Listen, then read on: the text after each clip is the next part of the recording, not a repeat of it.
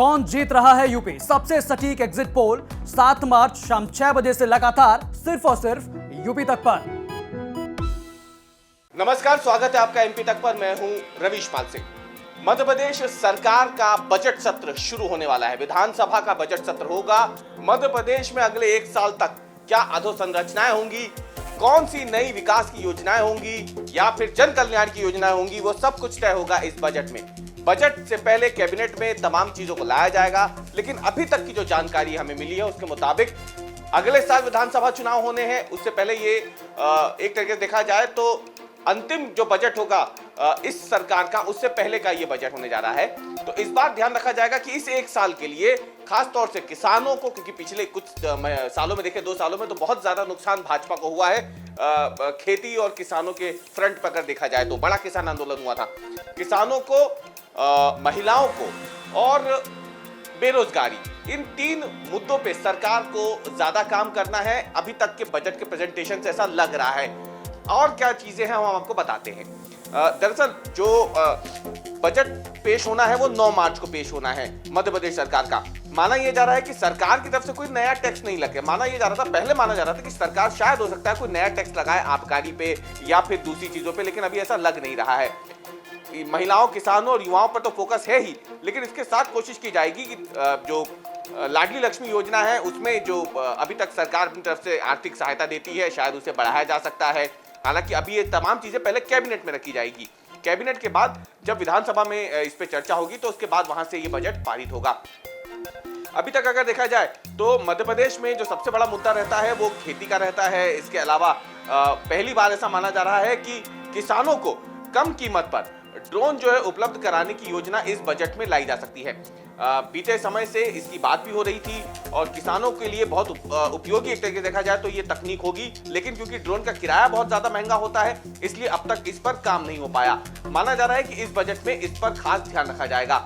महंगाई भत्ता हो, पेंशनर्स खासतौर से जो होते हैं जिनकी बहुत ज़्यादा इस वक्त मुद्दे जो है पेंशन का ऊंचाई पे है, बहुत ज़्यादा इस पे हो रही है कि पुरानी पेंशन योजना लागू की जाए। तो कर्मचारियों की पेंशन, महंगाई और जो राहत भत्ता है उसे भी बढ़ाने की बात जो है इस बजट में हो सकती है। शायद इसके लिए अलग से प्रावधान रखा जाना तय किया गया है। हालांकि एक बार जब ये कैबिनेट में आ जाए उसके बाद तमाम चीज़ें साफ हो जाएंगी कि विधानसभा में जब ये बजट पहुंचेगा तो उनमें क्या क्या चीज़ें होनी है। ग्रामीण इलाकों में उद्योग और पर्यटन के जो क्षेत्र है उसे विकसित करने के लिए जो एनओसी देने का अधिकार है वो पंचायतों को दिया जाएगा। हाल ही में ये कैबिनेट में आया भी था, अब ये बजट में आएगा। विधानसभा के साथ ही ये आ सकता है। ये एक महत्वाकांक्षी योजना है। इसके जरिए जो सरकार है वो चाहती है कि जो ग्रामीण क्षेत्र है वो भी टूरिज्म के मामले में आगे बढ़े। जातिगत वोट बैंक को ध्यान रखने की बात हो रही है। बीते लंबे समय से ओबीसी को लेकर के आरक्षण का जो मुद्दा है वो चरम पर है, लेकिन इस बजट में माना जा रहा है कि ओबीसी हो या SC/ST जो छात्र हैं उनकी स्कॉलरशिप के लिए अलग से प्रावधान किए जा सकते हैं। राम वनगमन पथ की बात कुछ दिन पहले ही उषा ठाकुर ने की थी, संस्कृति मंत्री हैं। अब माना जा रहा है कि बजट में राम वनगमन पथ निर्माण न्यास के गठन के साथ ही उसके लिए क्या बजट होगा उसका ऐलान हो सकता है।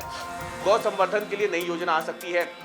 माना जा रहा है छत्तीसगढ़ की तर्ज पर मध्य प्रदेश में भी जो गो ग्रास है या फिर जो गोबर से किसानों की आय बढ़ाने की या पशुपालकों की आय बढ़ाने की योजना है, शायद उसे भी यहाँ लागू किया जा सकता है। हालांकि अभी ये साफ नहीं कहा जा सकता जब तक कि कैबिनेट में ना जाए।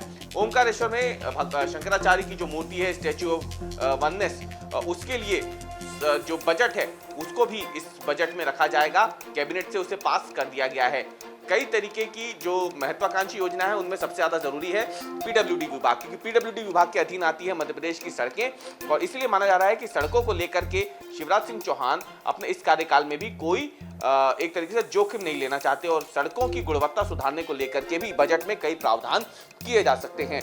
हालांकि देखना अब यह है कि बीते कुछ समय से किसानों को लेकर के, बेरोजगारी को लेकर के जिस तरीके से सरकार घिरी हुई है, भारतीय जनता पार्टी की सरकार है खास तौर से, इस बजट में उससे बचने के लिए सरकार क्या रास्ता अपनाती है।